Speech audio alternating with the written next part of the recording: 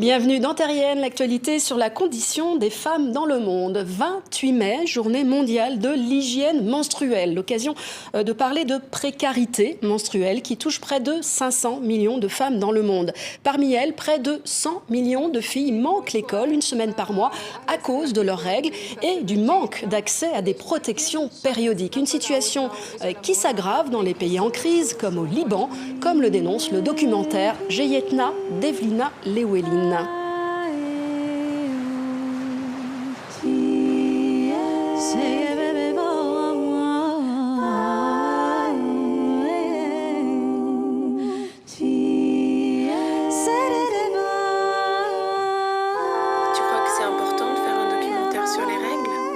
Oui, surtout au Liban. Et en France, plusieurs associations agissent sur le terrain contre la précarité menstruelle, notamment en collectant des protections pour les redistribuer gratuitement. C'est le cas de l'association Règles élémentaires. En 2022, il y a encore près de 2 millions de personnes tous les mois qui sont en situation de précarité menstruelle.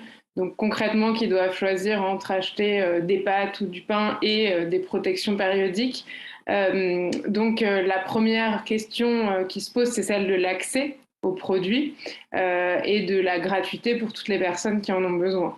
La précarité menstruelle, elle est encore très présente aujourd'hui. Elle a été accentuée par la crise du Covid, mais au-delà de ça, elle touche aussi énormément de personnes différentes.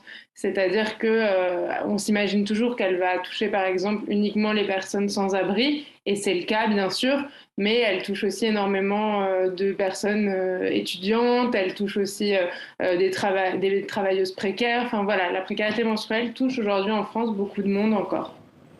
Et parmi les tabous autour des règles, les douleurs qui peuvent parfois être handicapantes pour les femmes sur leur lieu de travail. L'Espagne pourrait devenir le premier pays en Europe à mettre en place un congé menstruel. Une loi défendue par la ministre à l'égalité Irene Montero.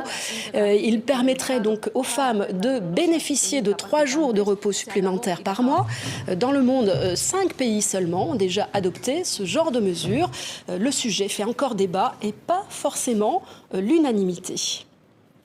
Le cas de l'Espagne permet de se questionner et permet finalement de mettre en avant le fait qu'il peut y avoir des douleurs de règles et qu'elles peuvent être invalidantes.